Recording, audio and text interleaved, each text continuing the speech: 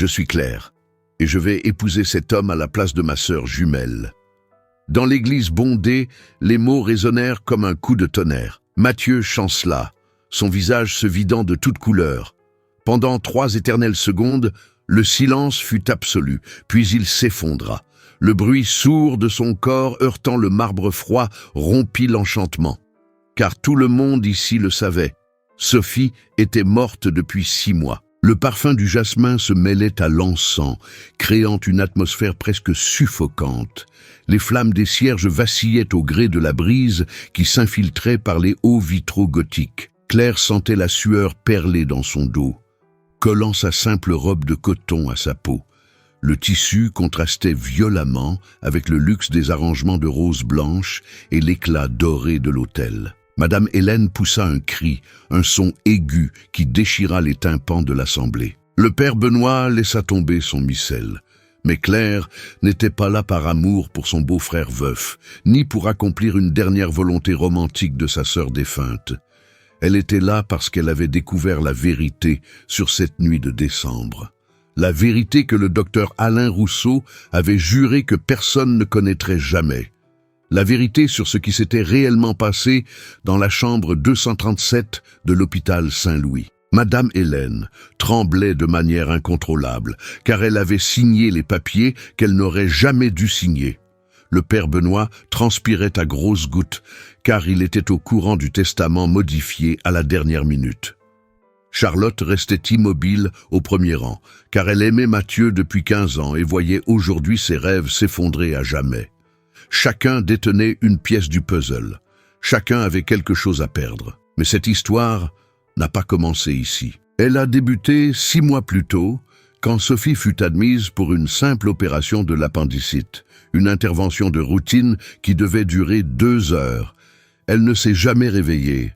Le rapport médical évoquait des complications inattendues, une réaction allergique, un arrêt cardiaque. Pendant 5 mois et 23 jours, Claire avait accepté cette version. Pour comprendre comment Claire en est arrivée là, vous devez connaître 3 histoires. L'histoire du testament que Sophie a changé 2 jours avant son opération. L'histoire du secret que le docteur Rousseau cachait depuis 20 ans. Et l'histoire de l'amour que Mathieu n'a jamais avoué à la mauvaise femme. Tout a commencé par un matin ensoleillé de mars, lorsque les jumelles ont fêté leurs 35 ans. Abonnez-vous maintenant et activez la cloche. Cette histoire va vous tenir en haleine jusqu'à la dernière seconde et vous ne voulez pas manquer ce qui va suivre. Je vous garantis que chaque minute en vaudra la peine. 6 mois auparavant, Claire se réveillait chaque jour à 5h30. Son petit appartement, niché au cœur de Paris, embaumait le café fraîchement moulu et les croissants sortis du four. Elle vivait seule depuis 10 ans, depuis qu'elle avait décidé de prendre son indépendance. À 35 ans, elle avait des cheveux châtains toujours noués en chignon, de fines rides au coin de ses yeux verts et une petite cicatrice au menton. Souvenir d'une chute de vélo à l'âge de 7 ans. Claire marchait d'un pas assuré, parlait à voix basse, choisissait ses mots avec soin. Elle travaillait comme conservatrice à la bibliothèque Mazarine, organisant les livres que d'autres lisaient, cataloguant les rêves que d'autres vivaient. Dans la ville, tout le monde connaissait Claire comme la jumelle sérieuse, la responsable, celle qui ne causait jamais de problème. Sa plus grande qualité était sa loyauté inconditionnelle. Jamais elle n'avait trahi une amitié. Jamais elle n'avait rompu une promesse, mais elle portait aussi en elle une obstination ancestrale, héritée de sa grand-mère paternelle. Quand elle prenait une décision, rien ni personne ne pouvait la faire changer d'avis. Ce trait de caractère lui avait coûté des relations, de meilleurs emplois, des opportunités en or. Claire préférait avoir raison et être seule qu'avoir tort et être accompagnée. C'était ainsi depuis l'enfance, quand elle protégeait Sophie de tout et de tous.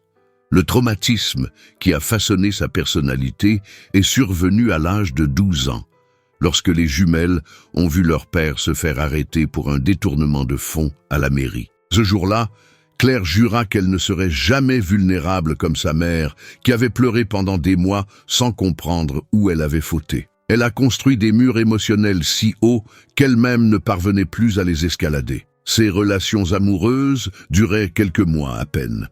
Claire sabotait toute approche réelle, inventait des défauts à ses partenaires, créait des disputes pour des motifs insignifiants. Mieux valait être seule que trahie. Mieux valait être froide que brisée. Son cœur était resté verrouillé à double tour pendant plus de 2 décennies. Son rêve impossible était simple et terrifiant, être aimée inconditionnellement par quelqu'un qui la connaîtrait entièrement. Pas la Claire polie de la bibliothèque, mais la femme qui pleurait devant les films romantiques, qui parlait seule sous la douche, qui gardait des lettres d'amour jamais envoyées. Claire portait un délicat collier en argent avec un pendentif en forme de cœur brisé, un cadeau de sa grand-mère avant de mourir. « Pour le jour où tu trouveras ton autre moitié », lui avait dit la vieille dame. Le collier n'avait jamais quitté son cou, même quand l'espoir semblait ridicule. C'est par un après-midi pluvieux d'avril que Claire a rencontré Mathieu pour la première fois. Il était entré dans la bibliothèque cherchant des ouvrages sur l'architecture haussmannienne pour un projet de son cabinet d'architecte.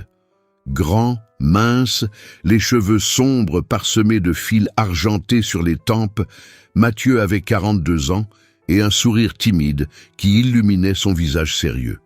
Il portait des lunettes à monture dorée et tenait une serviette en cuir usé. Claire lui indiqua la bonne section, lui expliqua le système de catalogage, lui offrit son aide. Il la remercia avec une politesse formelle, mais ses yeux s'attardèrent une seconde de trop sur son visage. « Vous avez une sœur jumelle, n'est-ce pas ?» demanda Mathieu en feuilletant un livre sur les hôtels particuliers du 19e siècle. « Comment le savez-vous » Le cœur de Claire s'emballa. « Sophie m'a montré une photo de vous une fois. Vous êtes identiques, mais... » Il marqua une pause, cherchant ses mots. « Il y a quelque chose de différent dans votre regard. Plus profond. » Claire rougit. Personne n'avait jamais réussi à les distinguer physiquement. « Vous connaissez ma sœur depuis longtemps. 2 ans.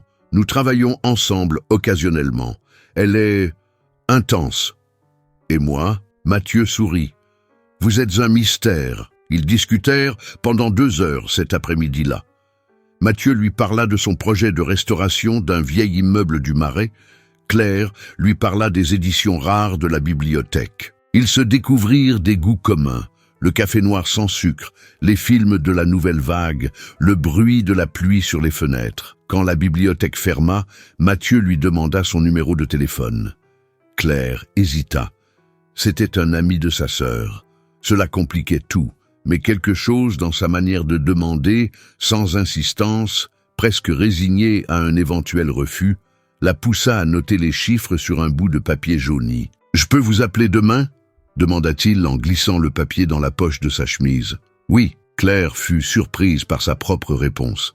« Merci pour le livre et pour la conversation. Merci de m'avoir vu. » Mathieu s'arrêta sur le seuil, se retourna vers elle. « Comment ça ?»« Pour rien. À demain. » Il appela le lendemain, et le jour suivant. Pendant 3 semaines, ils se parlèrent au téléphone tous les soirs. Mathieu racontait les défis de son chantier. Claire partageait des anecdotes sur les habitués de la bibliothèque.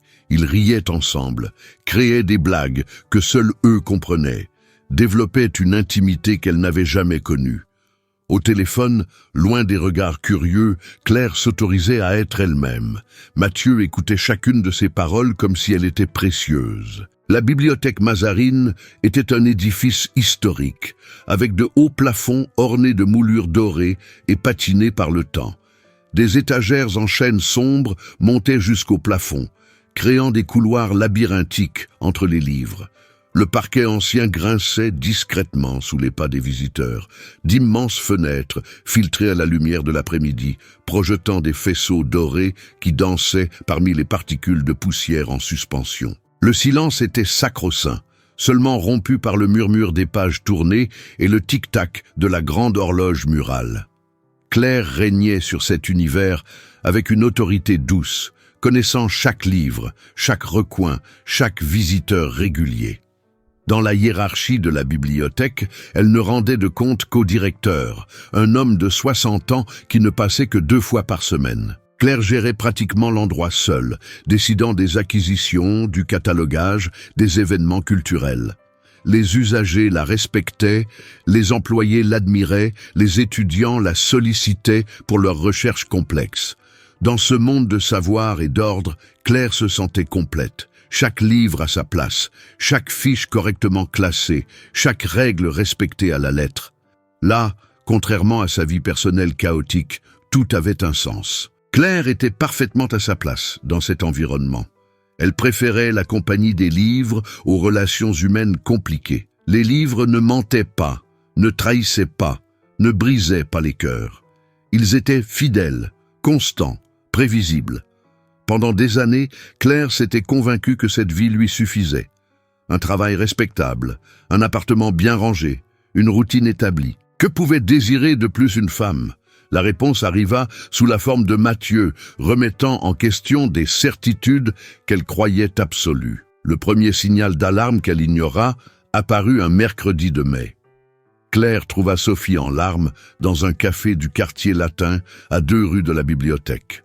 Sa sœur jumelle portait une robe bleu marine froissée. Son maquillage avait coulé, ses ongles étaient rongés, des signes de nervosité extrême. Sophie avait toujours été émotive, mais ses larmes semblaient différentes, plus amères, plus désespérées. Claire s'approcha lentement, comme on approche un animal blessé. « Sophie, qu'est-ce qui se passe ?» Sophie s'essuya rapidement le visage, força un sourire. « Rien, Claire, juste la fatigue du travail. » Mais ses yeux trahissaient une panique profonde. Le docteur Rousseau apparut pour la première fois lors du bilan de santé annuel de Sophie, en juin. Claire accompagna sa sœur au cabinet, comme elle le faisait depuis leur enfance. Le médecin était un homme de 55 ans, les cheveux grisonnants impeccablement coiffés, un costume coûteux, une montre en or au poignet. Il parlait avec une autorité absolue, souriait peu, ne touchait ses patientes que le strict nécessaire. Il y avait quelque chose de troublant dans ses yeux clairs, un éclat qui ne correspondait pas à sa profession. Pendant la consultation, il posa des questions étranges sur la vie personnelle de Sophie, sur ses relations, sur ses projets d'avenir. Claire trouva cela déplacé, mais sa sœur ne sembla rien remarquer d'anormal. La dernière scène de paix eut lieu par un après-midi d'or et d'août. Les sœurs se promenaient dans le jardin du Luxembourg, mangeant une glace et riant de souvenirs d'enfance. Sophie semblait plus sereine, plus semblable à la sœur que Claire avait toujours connue. Elles s'assirent sur un banc sous un marronnier centenaire, observant les enfants jouer. « Claire, promets-moi quelque chose, » dit soudain Sophie. « Si un jour il m'arrive quelque chose, tu prendras soin de Mathieu. Il aura besoin de quelqu'un de fort. » Claire se mit à rire. « Il ne va rien t'arriver, Sophie. Nous sommes indestructibles, tu te souviens ?» Mais Sophie ne rit pas. Elle répéta simplement « Promets-le ». Claire le promit, sans imaginer que ces mots deviendraient une sombre prophétie. C'est précisément cette promesse qui, 4 mois plus tard, allait pousser Claire à prendre la décision la plus dangereuse de sa vie. Décembre arriva avec un appel qui changea tout. Claire cataloguait de nouvelles acquisitions lorsque son téléphone sonna à 15 heures. La voix tremblante de Madame Hélène à l'autre bout du fil parvenait à peine à former des mots cohérents. Claire, l'hôpital, Sophie. Opération d'urgence, appendicite, viens vite. Le monde s'écroula. Claire laissa tout en plan et courut à travers les rues mouillées jusqu'à l'hôpital Saint-Louis. Elle trouva sa mère dans le couloir du 2e étage, effondrée en larmes. Elle avait mal depuis ce matin, mais elle disait que c'était juste des crampes. Quand la douleur est devenue insupportable, je l'ai amenée en urgence. Les médecins disent que c'est grave, que l'appendice a peut-être perforé. Claire sentit ses jambes flageoler, son cœur s'emballer, sa bouche s'assécher.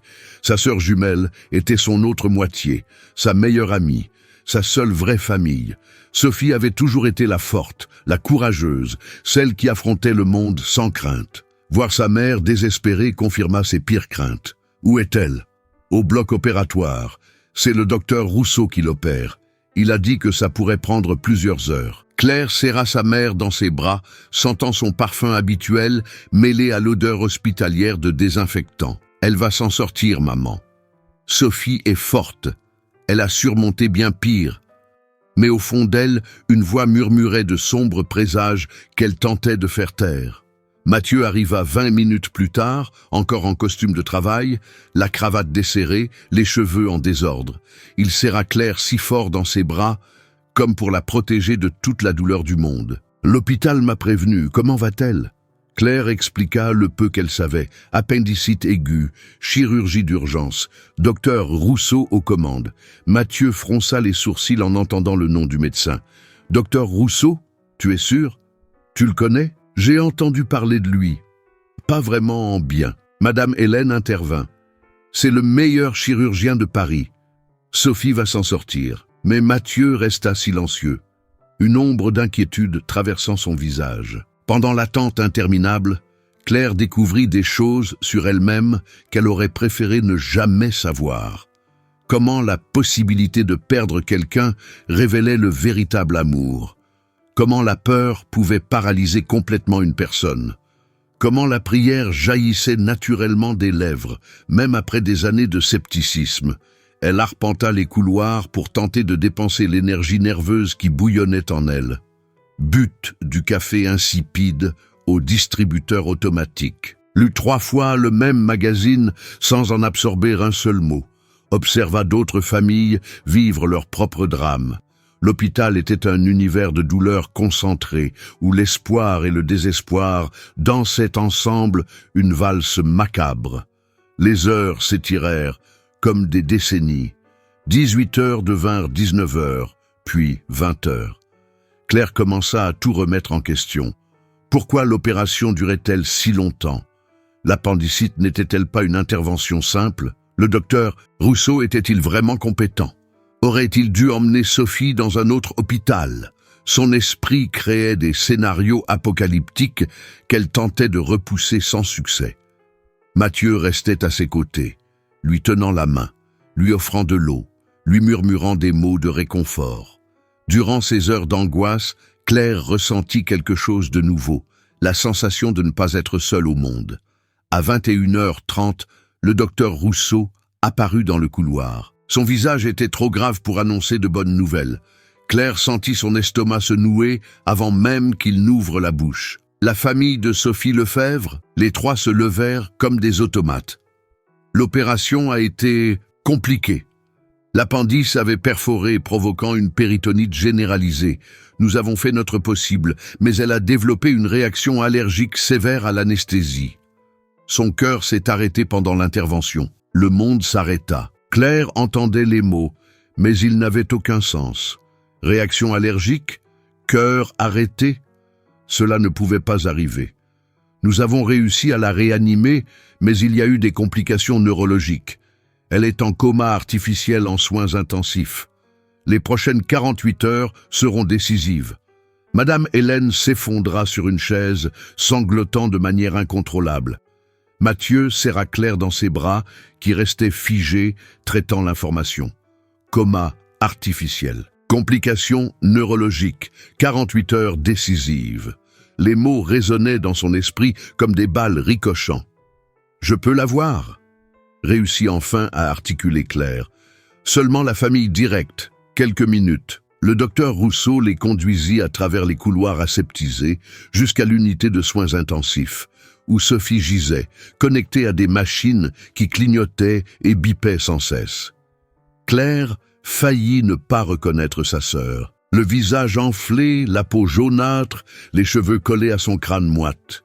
Des tubes sortant de partout, des moniteurs enregistrant chaque battement de cœur, chaque respiration mécanique. La Sophie vibrante, pleine de vie, s'était transformée en une poupée de chiffon brisée, entourée d'une technologie froide. Claire prit la main glacée de sa sœur, lui murmura des mots d'amour et d'encouragement. « Reviens-moi, Sophie. J'ai besoin de toi. Mathieu a besoin de toi. Maman ne supportera pas de te perdre. » Mais Sophie restait inerte, seuls les appareils répondant pour elle. Pendant 3 jours, Claire vécut pratiquement à l'hôpital. Elle arrivait à 6 heures du matin, partait à 23 heures. Elle parlait à Sophie, comme si elle pouvait l'entendre, lisait des extraits de leurs livres préférés, racontait les nouvelles de la bibliothèque, promettait les voyages qu'elles feraient ensemble quand tout serait fini. Mathieu passait tous les après-midi, apportant une nourriture que Claire n'arrivait pas à avaler. offrant une compagnie silencieuse dans les moments les plus difficiles. Madame Hélène alternait entre crises de larmes et prières désespérées. Le troisième jour, le docteur Rousseau convoqua la famille pour un entretien privé. Les examens montrent une activité cérébrale minimale. Les chances de récupération sont quasiment inexistantes. Les mots sortirent de sa bouche avec une froideur clinique effrayante. Claire sentit la colère monter. Comment pouvait-il parler de la mort de sa sœur comme d'une statistique médicale? Quasiment inexistante ne signifie pas impossible, rétorqua-t-elle. Les miracles existent. Le docteur Rousseau secoua la tête avec une condescendance irritante. Madame Lefebvre, je sais que c'est difficile à accepter, mais prolonger cette situation ne fera que causer plus de souffrance. Nous devons envisager... Envisager quoi? La voix de Claire monta d'une octave. De débrancher les appareils. Le silence qui suivit fut assourdissant. Madame Hélène cria « Non !» Mathieu se leva brusquement. Claire sentit le monde tourner. Jamais. Sa voix sortit basse, contrôlée, mais chargée d'une détermination de fer. Tant qu'il y aura une lueur d'espoir, ma sœur continuera de se battre. Le docteur Rousseau soupira avec une impatience à peine déguisée. Parfois, Madame Lefebvre, le véritable amour, c'est de savoir quand laisser partir. Et parfois, c'est de se battre jusqu'au bout. L'échange de regards entre eux fut chargé d'une hostilité mutuelle. Quelque chose n'allait pas, mais Claire n'arrivait pas à identifier quoi exactement. Le père Benoît arriva à l'aube du 4e jour. C'était le prêtre qui avait baptisé les jumelles, célébré leur première communion, qui les avait accompagnées toute leur enfance. Un homme de 60 ans, les cheveux blancs, les mains calleuses, des yeux bienveillants qui avaient vu beaucoup de douleurs humaines. Il trouva Claire veillant au chevet de Sophie, murmurant des prières oubliées de l'enfance. « Ma fille, je suis venue dès que j'ai su. » Claire se jeta dans les bras du prêtre, s'autorisant enfin à pleurer toutes les larmes qu'elle avait retenues. « Elle va s'en sortir, n'est-ce pas, mon père? Dieu ne peut pas être si cruel. » Le père Benoît regarda Sophie, puis les moniteurs, puis Claire. « Dieu a des desseins que nous ne comprenons pas toujours, ma fille, mais l'amour entre vous deux est plus fort que tout en ce monde. S'il existe un moyen pour elle de revenir, votre amour sera ce chemin. » Ils prièrent ensemble, le prêtre et sa brebis égarée, demandant un miracle qui semblait de plus en plus lointain. Durant la prière, Claire fit une promesse solennelle. Elle prendrait soin de tous ceux que Sophie aimait. Elle honorerait sa mémoire et elle trouverait la vérité sur ce qui s'était réellement passé dans ce bloc opératoire. Le 5e jour, à 4 heures du matin, les moniteurs se mirent à biper de manière assourdissante. Claire se réveilla en sursaut sur sa chaise inconfortable. Des infirmières se précipitèrent dans la chambre. Le docteur Rousseau apparut en quelques minutes. « Qu'est-ce qui se passe ?» demanda Claire, paniquée. « Arrêt cardiaque !» répondit une infirmière en préparant le matériel de réanimation. Claire fut poussée dans le couloir, d'où elle assista, à travers la vitre, à la lutte de l'équipe médicale pour sauver sa sœur. Massage cardiaque, choc électrique, médicaments intraveineux, la danse frénétique de la médecine tentant de vaincre la mort. 15 minutes plus tard, le docteur Rousseau sortit de la chambre, l'expression sombre. Claire lut le verdict dans ses yeux avant même qu'il ne parle. « Je suis désolé, nous avons fait tout ce que nous pouvions. » Le monde s'écroula pour la 2e fois en 5 jours. Claire sentit ses genoux fléchir, l'air manquer dans ses poumons, la réalité se fragmenter en morceaux irréparables. Sophie était partie. Son autre moitié, sa meilleure amie, sa compagne de toujours, s'en était allée, laissant un vide qui ne pourrait jamais être comblé. Mathieu arriva en courant, trouva Claire à terre dans le couloir et la serra dans ses bras tandis qu'elle hurlait une douleur trop grande pour sa poitrine. Plus tard, bien plus tard, Claire découvrirait que ce n'était pas une mort naturelle, que le docteur Rousseau avait des raisons cachées de vouloir la mort de Sophie, que la simple opération s'était transformée en un assassinat prémédité, que toute la famille avait été trompée par un homme qui cachait de terribles secrets. Mais à ce moment-là, dans l'aube froide de décembre, Claire pleurait simplement la perte de la personne la plus importante de sa vie, sans imaginer que la vérité sur cette mort changerait tout ce qu'elle pensait savoir sur l'amour, la famille et la justice. Mais ce que Claire ne savait pas, c'est que le docteur Rousseau gardait des documents compromettants dans le coffre-fort de son cabinet. Et dans les jours qui suivirent, Madame Hélène allait faire une découverte qui transformerait le deuil en soif de vengeance. 2 semaines après les funérailles, Charlotte se présenta à la porte de Claire, portant une boîte en carton et le poids de 15 ans de secret. La meilleure amie de Sophie avait 34 ans, des cheveux blonds toujours impeccables, une manucure parfaite, des vêtements de marque qui dissimulaient une âme tourmentée. Elle était directrice d'une joaillerie de la place Vendôme, vivait seule dans un appartement luxueux, payé par sa famille, et collectionnait les amours impossibles comme d'autres collectionnent les timbres. « Je dois te montrer quelque chose », dit-elle d'une voix tremblante, évitant le regard de Claire. « Sophie m'a demandé de garder ça. Elle a dit que s'il lui arrivait quelque chose, je devais te le donner. » Claire fit entrer Charlotte, prépara un café qu'aucune des deux ne but et s'assit dans le petit salon où flottait encore le parfum de sa sœur. La boîte contenait des documents que Sophie avait cachés ces derniers mois. Des ordonnances étranges, des analyses que Claire n'avait jamais vues, des notes griffonnées d'une écriture nerveuse qui ne ressemblait pas à celle de sa sœur. Elle enquêtait sur quelque chose, expliqua Charlotte, manipulant les papiers de ses mains tremblantes. Ces 2 derniers mois, Sophie était paranoïaque, méfiante. Elle parlait de secrets de famille qu'elle devait découvrir. J'ai cru que c'était le stress du travail. Mais maintenant, sa voix s'éteignit, dans l'air lourd de pressentiment. Parmi les documents se trouvait une lettre adressée à Claire, écrite d'une main hâtive. « Ma chère Claire, si tu lis ceci, cela signifie que mes soupçons se sont confirmés. Le docteur Rousseau n'est pas celui qu'il prétend être. J'ai découvert des choses sur lui qui ont peut-être coûté ma vie. Dans le coffre de son cabinet, tiroir inférieur droit, il y a des documents qui prouvent tout. La combinaison et la date de naissance de notre grand-mère, 1567-1943. S'il m'arrive quelque chose, promets-moi que tu chercheras la vérité. Ne laisse pas ma mort impunie. Je t'aime pour toujours, Sophie. » Claire lut la lettre 3 fois avant que les mots ne prennent sens.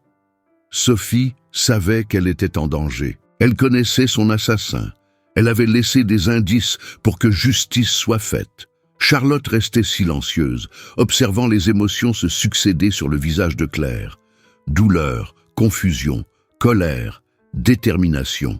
« Depuis combien de temps savais-tu » demanda Claire, la voix contrôlée, mais chargée de reproches. « 2 semaines. Sophie m'a donné la boîte la veille de son hospitalisation. Elle a dit que c'était par précaution, que ce ne serait probablement pas nécessaire. J'ai cru qu'elle exagérait. » Charlotte se mit à pleurer, des larmes de mascara coulant sur son visage parfait. « J'aurais dû la prendre au sérieux. J'aurais dû l'empêcher de subir cette opération. Maintenant, elle est morte, et je dois porter cette culpabilité pour toujours. » Claire sentit une révélation douloureuse se former dans son esprit. Pendant des années, elle avait cru connaître Sophie parfaitement. Elles étaient jumelles, partageaient tout depuis le ventre de leur mère. Mais sa sœur avait gardé d'énormes secrets. Elle avait mené son enquête seule, pris des risques seule, était morte seule. Pourquoi n'avait-elle pas fait confiance à Claire? Pourquoi avait-elle choisi Charlotte comme confidente? La réponse était cruelle mais évidente. Sophie connaissait la prudence de sa sœur, savait que Claire aurait tenté de la dissuader. Charlotte, impulsive et aventureuse, était le bon choix pour garder des preuves explosives. Claire, il y a autre chose. Charlotte hésita, comme si elle s'apprêtait à révéler le secret le plus terrible. Sophie a découvert que le docteur Rousseau, qu'il était amoureux d'elle, obsessionnellement amoureux. Depuis des années, il s'arrangeait pour la recevoir, pour être près d'elle. Sophie a trouvé ça étrange et a commencé à enquêter. Elle a découvert qu'il avait des antécédents de harcèlement sur de jeunes patientes. Certaines ont mystérieusement disparu après l'avoir dénoncé. Sophie a rassemblé des preuves. Elle allait le dénoncer à l'ordre des médecins. La révélation tomba comme une bombe. Le docteur Rousseau, le chirurgien respecté, était un prédateur qui utilisait sa profession pour s'approcher de femmes vulnérables. Claire sentit la nausée monter. L'homme qui était censé avoir tenté de sauver Sophie l'avait en réalité tuée pour la réduire au silence. L'opération de l'appendicite n'avait été qu'un prétexte pour un assassinat. Les preuves sont dans son coffre? D'après Sophie, oui. Des photos compromettantes, des enregistrements de conversations, des documents falsifiés. Tout ce dont elle avait besoin pour ruiner sa carrière. Charlotte s'essuya le visage, tentant de reprendre contenance. Elle a dit qu'elle allait le confronter avant de le dénoncer, lui donner une chance de se rendre. C'est la dernière conversation que nous avons eue. Claire serra les poings, sentant une rage pure lui parcourir les veines. Sophie était morte en essayant de protéger d'autres femmes. À cet instant, Claire prit la décision qui allait définir le reste de sa vie. Elle entrerait dans le cabinet du docteur Rousseau, ouvrirait ce coffre, prendrait les preuves et exposerait l'assassin publiquement. Peu importaient les risques, les conséquences légales, le danger personnel. Sophie méritait la justice. Les autres victimes méritaient la paix. Charlotte, j'ai besoin de ton aide. Pourquoi faire? Pour entrer dans son cabinet. Charlotte pâlit. Claire, c'est de la folie, et s'il nous découvre? Et si on se fait prendre? Alors au moins, nous aurons essayé de faire ce qui est juste. La détermination de fer qui avait forgé la personnalité de Claire depuis l'enfance refit surface avec une force décuplée. Mais le docteur Rousseau cachait aussi des secrets sur sa propre famille. Le lendemain de sa conversation avec Charlotte, Claire reçut une visite inattendue. Madame Hélène débarqua dans son appartement à 7 heures du matin, encore en robe de chambre, les cheveux en désordre, les yeux rougis par une nuit blanche. « Je dois te dire quelque chose sur ce maudit médecin », dit-elle sans préambule, entrant dans le salon comme une tornade. Claire se prépara à une autre révélation choquante. Sa mère s'effondra sur le canapé, alluma une cigarette d'une main tremblante. Elle n'avait fumé que dans son adolescence, mais le stress avait ravivé de vieux démons. « Tu te souviens quand ton père a été arrêté ?» Claire hocha la tête. Comment oublier le traumatisme de son enfance? Il n'a jamais volé cet argent à la mairie. La révélation surprit Claire. Pendant 23 ans, elle avait cru en la culpabilité de son père. Comment ça? C'est le docteur Rousseau qui a détourné les fonds. Il était comptable à l'époque, avant ses études de médecine. Il a falsifié des documents, fait accuser ton père, soudoyer des témoins. Ton père est mort en prison, en connaissant la vérité, mais sans jamais pouvoir la prouver. Le monde de Claire s'écroula pour la 3e fois en 2 semaines. L'homme qui avait tué Sophie avait aussi détruit sa famille des décennies plus tôt. Le docteur Rousseau n'était pas seulement un assassin, il était l'architecte de toutes les tragédies qui avaient façonné leur vie. La pauvreté, le traumatisme, la méfiance, les murs émotionnels, tout avait commencé avec la méchanceté calculée d'un homme qui collectionnait les vies détruites comme des trophées. « Pourquoi ne m'as-tu jamais rien dit ?» demanda Claire, la voix étranglée. « Parce que je n'avais pas de preuves, parce que j'ai essayé d'oublier, parce que je voulais vous protéger de cette vérité. » Madame Hélène écrasa sa cigarette, regarda sa fille droit dans les yeux. « Et maintenant qu'il a tué ma Sophie, le silence est devenu de la complicité. » Claire serra sa mère dans ses bras, sentant des décennies de douleurs partagées. Madame Hélène avait toujours été perçue comme une femme faible, victime des circonstances. Mais porter ce terrible secret pendant plus de 20 ans avait exigé une force intérieure que Claire n'aurait jamais imaginée. « Nous devons le dénoncer, maman. Pour papa, pour Sophie, pour toutes les autres. » « Comment ? Il est puissant, il a de l'argent, de l'influence. Nous sommes les seuls à connaître toute la vérité. » Claire sentit un calme étrange l'envahir. La peur laissait place à la clarté. La douleur se transformait en mission. Dans les jours qui suivirent, des histoires troublantes sur le docteur Rousseau commencèrent à faire surface.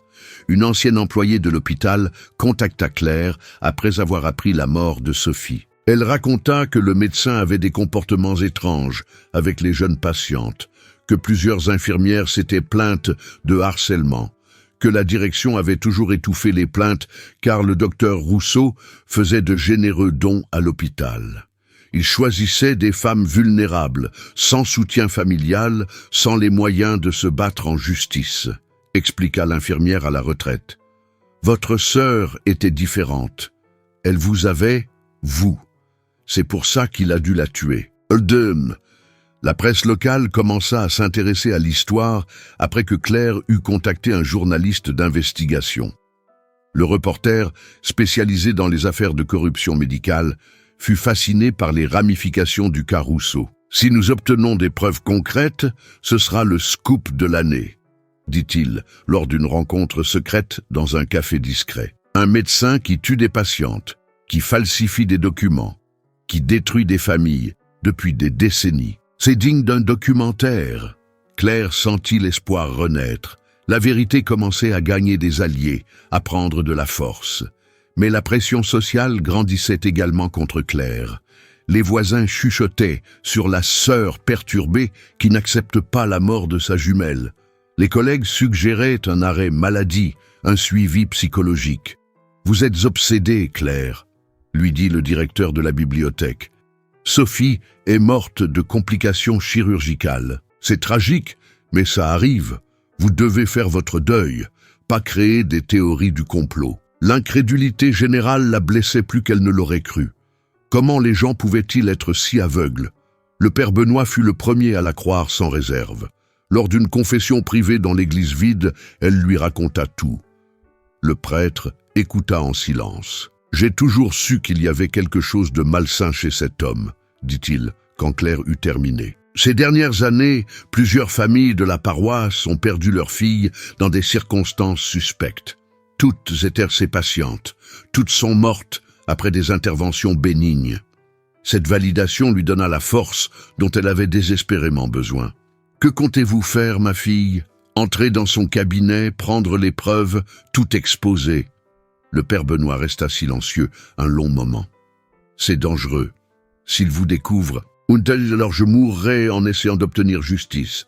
Et si les preuves ne sont pas là, alors je saurai au moins que j'ai essayé. » Le prêtre soupira profondément. « Que Dieu vous protège, Claire, et que l'âme de Sophie trouve enfin la paix. » C'était la bénédiction dont elle avait besoin. Mathieu, étonnamment, fut le plus difficile à convaincre.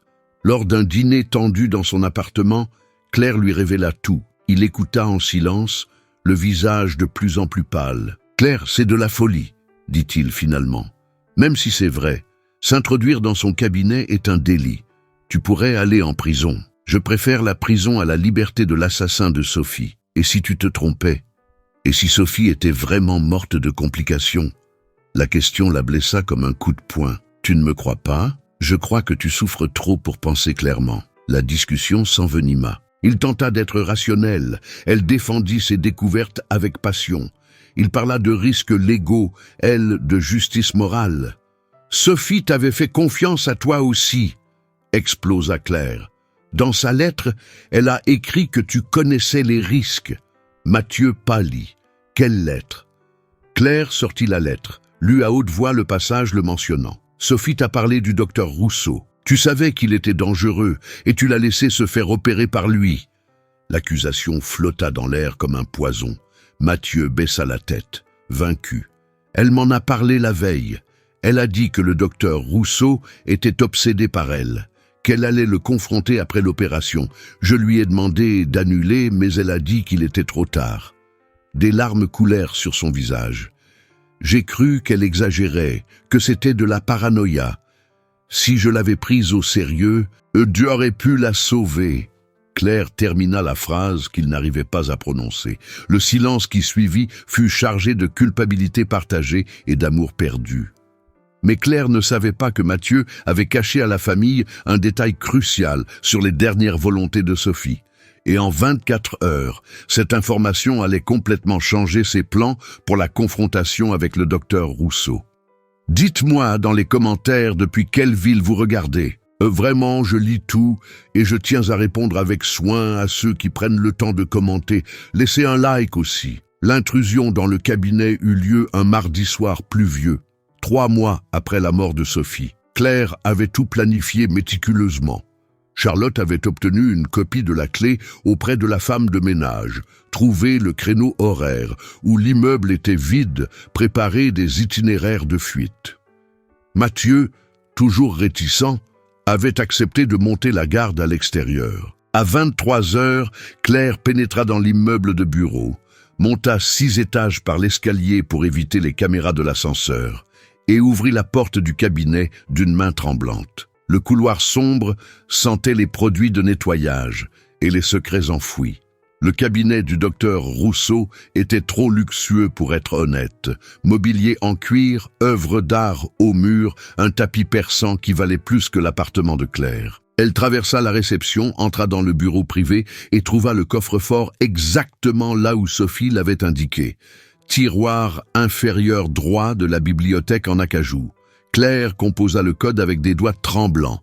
Kleinsal 7943. Le coffre s'ouvrit avec un déclic qui résonna comme un coup de tonnerre dans le silence. À l'intérieur se trouvaient des dossiers, chacun étiqueté d'un nom de femme. Le dossier de Sophie était sur le dessus. Claire l'ouvrit, le cœur battant, et y trouva des photos dérangeantes. Le docteur Rousseau avait photographié Sophie pendant ses consultations, à son insu. Il y avait des lettres d'amour obsessionnelles qu'il n'avait jamais envoyées, des enregistrements de conversations qu'il avait secrètement capturés, des documents prouvant qu'il avait délibérément modifié les dosages d'anesthésiques pendant l'opération fatale. La vérité était là, tangible, irréfutable. Le docteur Rousseau avait assassiné Sophie parce qu'elle avait rejeté ses avances et menacé de le dénoncer. Claire sentit une nausée violente. Voir l'obsession documentée, lire les mots malsains, comprendre la profondeur de sa méchanceté était pire que n'importe quel cauchemar. Sophie avait subi ce harcèlement pendant des années sans en parler, avait essayé de s'en sortir seule, était morte en essayant de protéger d'autres femmes. Claire se mit à pleurer en silence, ses larmes tombant sur les photos maudites. Comment n'avait-elle rien vu ? Comment avait-elle pu être si aveugle à la douleur que Sophie cachait derrière ses sourires forcés? La culpabilité menaça de la paralyser. Si elle avait été plus attentive, si elle avait posé les bonnes questions, peut-être que Sophie serait encore en vie. La vérité douloureuse qu'elle devait affronter était brutale. Elle avait échoué en tant que sœur, en tant que protectrice. Toute sa vie, elle s'était vue comme la jumelle responsable. Mais au moment crucial, quand Sophie avait le plus besoin d'elle, Claire était trop occupée par ses propres drames. Impliquée avec Mathieu, construisant des châteaux de sable pendant que sa sœur se noyait seule dans un océan de terreur. La prise de conscience fut dévastatrice. Elle s'autorisa à ressentir tout le poids de la culpabilité. Elle n'avait pas sauvé Sophie. Elle avait été égoïste, distraite, incompétente. Les mots qu'elle n'avait jamais prononcés résonnaient dans son esprit comme des accusations. « Je suis là pour toi. Raconte-moi ce qui se passe. Tu n'es pas seule. » Des phrases simples qui auraient pu tout changer. Mais Claire était restée silencieuse, absorbée par sa propre vie, ignorant les signes évidents. Les fois où Sophie avait essayé de se confier et où Claire s'était dit occupée. Les appels manqués, les déjeuners annulés. Chaque petit rejet avait contribué à l'isolement qui avait conduit Sophie à la mort. Assise sur le sol froid du cabinet, serrant les dossiers contre elle, Claire sanglotait une douleur qui lui déchirait la poitrine. Son téléphone vibra. Un message de Mathieu. « Le vigile fait sa ronde. Sors maintenant. » Claire essuya ses larmes, rangea les dossiers dans un sac à dos, referma le coffre et remit tout en ordre. Elle sortait du bureau quand elle entendit la porte principale s'ouvrir. Des pas lourds dans le couloir, des voix d'hommes. Claire se cacha derrière l'épais rideau de la fenêtre, retenant sa respiration, son cœur battant si fort qu'elle était sûre que les vigiles l'entendraient. Ils entrèrent dans le cabinet, allumèrent les lumières, vérifièrent les pièces. L'un d'eux passa à moins de 2 mètres de sa cachette. Les minutes qui suivirent furent les plus longues de sa vie. Elle resta immobile, les muscles en feu. Elle pensa à Sophie, à sa mère, à Mathieu qui l'attendait dehors. Quand les vigiles partirent enfin, Claire attendit encore 10 minutes avant de bouger. Elle dévala les escaliers, retrouva Mathieu dans la voiture et se jeta sur le siège passager, tremblant violemment. « J'ai réussi !» murmura-t-elle. « J'ai toutes les preuves. » Mais la victoire fut de courte durée. Le lendemain matin, la police frappa à sa porte. Quelqu'un avait signalé l'effraction. Le docteur Rousseau avait porté plainte pour vol et violation de propriété. Claire fut emmenée au commissariat, interrogée pendant des heures. L'avocat que sa mère avait engagé lui expliqua la gravité de la situation. Même si les preuves sont authentiques, elles ont été obtenues illégalement. Elles sont irrecevables au tribunal. Le docteur Rousseau a un dossier solide contre vous. Le cauchemar s'aggravait. Le père Benoît lui offrit la perspective dont elle avait besoin. Il lui rendit visite dans sa cellule. « Ma fille, parfois, faire ce qui est juste signifie en accepter les conséquences. Vous avez la vérité. Vous devez maintenant décider ce qui est le plus important, votre liberté ou la justice pour Sophie. » Claire le regarda. « La justice, toujours. Alors vous savez ce que vous devez faire. Rendre les preuves publiques, même si cela me condamne. Êtes-vous prête à payer ce prix ?» Claire pensa à Sophie, aux autres victimes. « Je le suis. » Cette décision lui apporta une paix étrange. Toute sa vie, Claire avait vécu dans la peur. Peur d'être trahie, d'être vulnérable. Mais affronter la vérité, accepter les conséquences de sa quête de justice, tout cela avait brisé ses murs. Pour la première fois depuis des décennies, Claire se sentait libre. Mathieu lui rendit visite en prison, porteur d'une nouvelle qui changea tout. « Claire, il y a quelque chose que Sophie m'a dit. J'avais peur de te le dire, mais tu dois savoir. » Il prit une profonde inspiration. « La veille de l'opération, elle m'a fait promettre une chose. Elle a dit que si elle mourait, je devais t'épouser. Elle a dit que nous aurions besoin l'un de l'autre, que vous étiez des âmes sœurs destinées à vous trouver, que sa mort ne devait pas être vaine. » Claire sentit le monde tourner. Elle savait qu'elle allait mourir, je le crois. Et elle voulait s'assurer que les deux personnes qu'elle aimait le plus au monde ne restent pas seules. C'est alors que Claire comprit le plan final de Sophie. Sa sœur avait non seulement laissé des indices, mais elle s'était aussi assurée que Claire trouverait l'amour à travers la tragédie. Le mariage que le docteur Rousseau avait tenté d'empêcher en tuant Sophie aurait bien lieu, mais avec la mauvaise fiancée, ou du point de vue de Sophie, avec la bonne. Claire fit ce que personne n'attendait. Elle demanda à Mathieu d'organiser le mariage pour le jour exact des 6 mois de la mort de Sophie. La confrontation finale était sur le point de commencer. Claire passa 3 jours en garde à vue avant que Mathieu ne paie sa caution. L'avocat négocia un accord. Elle rendrait les documents volés en échange de l'abandon des poursuites. Mais Claire avait d'autres plans. Elle avait tout copié. Elle envoya des copies aux journalistes, à l'ordre des médecins, aux procureurs, à des associations de défense des femmes. Si elle devait tomber, le docteur Rousseau tomberait avec elle. La bombe était armée, il ne restait plus qu'à la faire exploser, et le mariage serait la scène parfaite. L'idée lui vint en parlant avec le père Benoît. Sophie voulait que Mathieu et moi soyons ensemble. Je vais honorer son souhait en confrontant son assassin devant tout le monde. Elle fixa la date du mariage, 6 mois jour pour jour après la mort de Sophie, dans la même église que les funérailles. Elle invita toute la ville, y compris le docteur Rousseau. Sur son invitation, une note manuscrite « Sophie aurait souhaité votre présence. Claire ». Le docteur Rousseau se présenta à l'église ce matin de juin, impeccable dans son costume gris, le visage affichant une curiosité mal dissimulée. Il s'assit discrètement au fond. L'église était pleine. Madame Hélène au premier rang, soutenue par le père Benoît. Charlotte, la demoiselle d'honneur, tenait le bouquet d'une main tremblante. Mathieu, à l'autel, était pâle, nerveux. Les invités chuchotaient. Se marier 6 mois après avoir perdu sa sœur jumelle semblait presque irrespectueux. La marche nuptiale commença. Claire apparut au fond de l'allée, portant la simple robe de coton que Sophie avait choisie pour son propre mariage. Sans voile, sans maquillage élaboré, la ressemblance avec sa sœur défunte était troublante. Certains crièrent, d'autres pleurèrent. Claire fixa Mathieu, ignorant les murmures. Elle arriva à l'autel, se tint face à lui, vit les larmes couler sur son visage. « Je suis Claire, et je vais épouser cet homme à la place de ma sœur jumelle, dit-elle assez fort pour que tous s'entendent. » Mathieu chancela comme s'il avait reçu un coup. Son visage perdit toute couleur, ses genoux cédèrent, et il s'effondra sur le sol en marbre, avec un bruit sourd. Le père Benoît se précipita pour l'aider, mais Claire leva la main. Elle se tourna vers les invités choqués, repéra le docteur Rousseau au fond. « Vous vous demandez tous pourquoi j'ai organisé ce mariage ?» Sa voix ferme trancha le silence. La réponse est simple. Parce que ma sœur Sophie a été assassinée, et l'homme qui l'a tuée est assis parmi vous en ce moment. Le chaos explosa. Les gens criaient, se levaient, cherchaient l'assassin du regard. Le docteur Rousseau resta immobile, le visage transformé en un masque de fureur. Claire le pointa du doigt.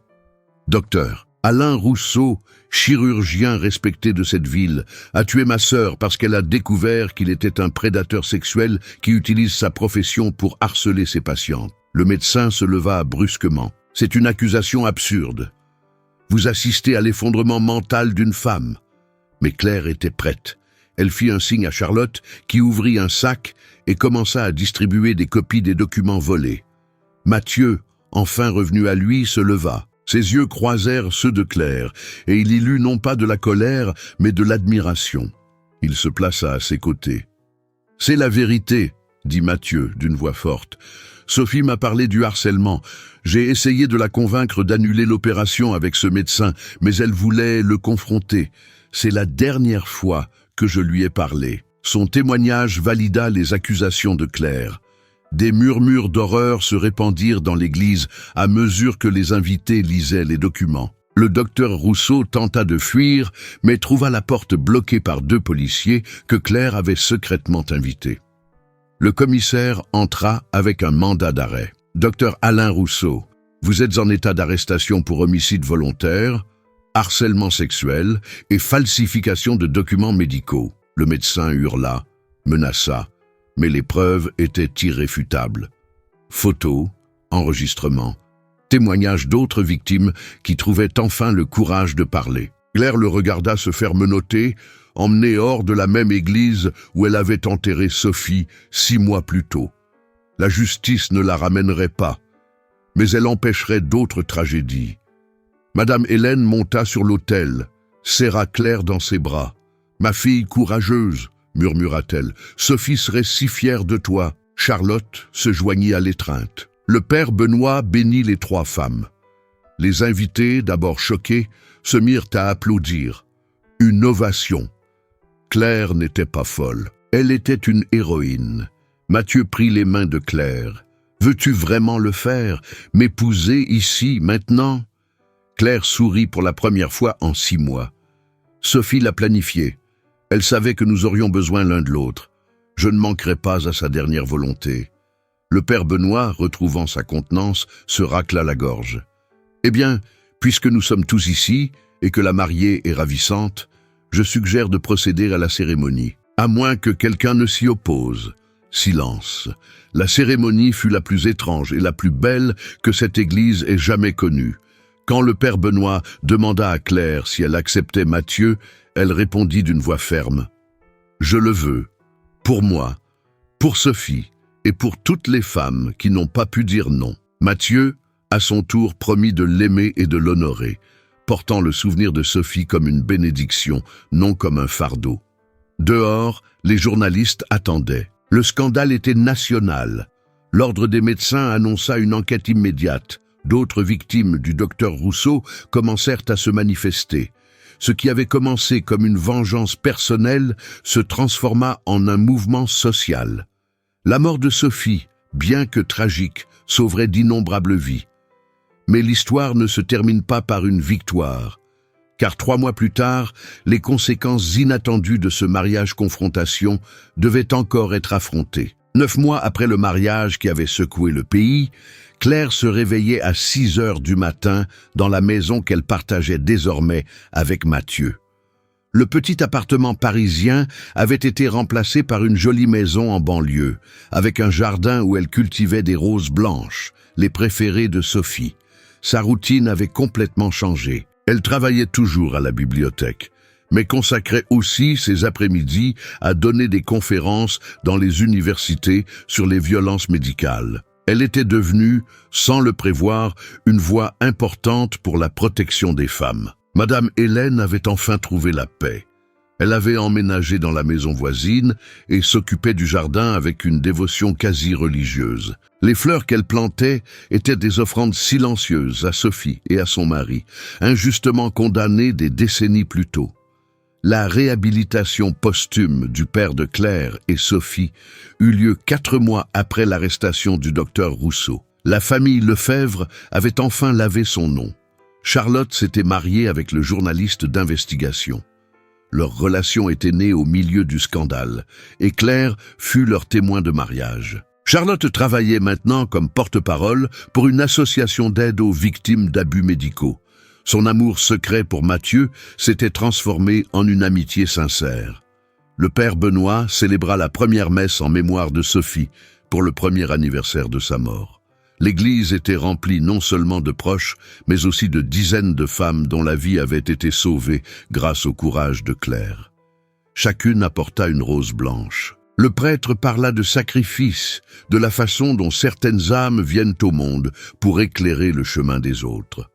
Sophie était l'une de ces âmes rares. Le docteur Rousseau purgeait les 9 premiers mois d'une peine de 25 ans de prison. D'autres victimes continuaient de se manifester, s'assurant qu'ils ne sortiraient jamais. La justice, bien que lente, avait finalement prévalu. Claire lui rendit visite une seule fois, non pour pardonner, mais pour le regarder dans les yeux et lui dire « Sophie a gagné, et elle continuera de gagner à travers chaque femme que vous ne pourrez plus jamais blesser. » Mathieu et Claire construisirent une relation différente de tout ce qu'elle avait imaginé. Ce n'était pas l'amour passionné des films, mais un partenariat bâti sur une honnêteté brutale, un respect mutuel et le souvenir partagé de celle qu'ils aimaient. Sophie restait présente dans leur maison à travers des photos, des histoires, des rires qui rappelaient des temps plus heureux. Non pas un fantôme, mais un ange gardien. Par un dimanche matin ensoleillé, Claire se rendit sur la tombe de sa sœur avec des roses blanches fraîches du jardin. Elle s'agenouilla, déposa les fleurs et murmura des secrets que seules les jumelles partagent. « J'ai réussi, Sophie. J'ai fait ce que tu as demandé. Le monstre est en prison, d'autres femmes sont en sécurité, et j'ai trouvé un amour que tu savais que je méritais, même quand j'en doutais. » Le vent souffla doucement. Claire sourit, sentant la présence de sa sœur. « Je l'ai épousée à ta place, mais j'ai découvert que c'était aussi ma place. Tu le savais, n'est-ce pas ? Tu as toujours su que Mathieu et moi étions des âmes sœurs. C'est pour ça que tu as tout orchestré, même ta propre mort. » Des larmes coulèrent sur son visage, mais c'étaient des larmes de gratitude. « Tu me manques chaque jour, mais tu es vivante en chaque femme que nous avons sauvée, en chaque loi que nous avons changée. Ton sacrifice n'a pas été vain. » La transformation de Claire était complète. La femme qui avait construit des murs embrassait désormais la vulnérabilité comme une force. La bibliothécaire qui préférait les livres aux gens était devenue une militante passionnée. La sœur qui avait vécu dans l'ombre avait découvert sa propre lumière. Sophie avait donné à Claire non seulement une raison de vivre, mais aussi la permission d'être pleinement humaine.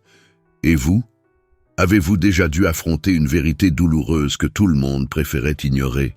Avez-vous déjà découvert en vous une force que vous ne soupçonniez pas?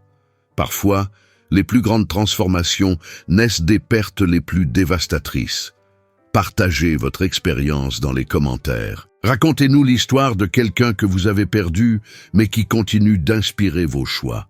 Vos mots sont peut-être exactement ce qu'une autre femme a besoin d'entendre aujourd'hui.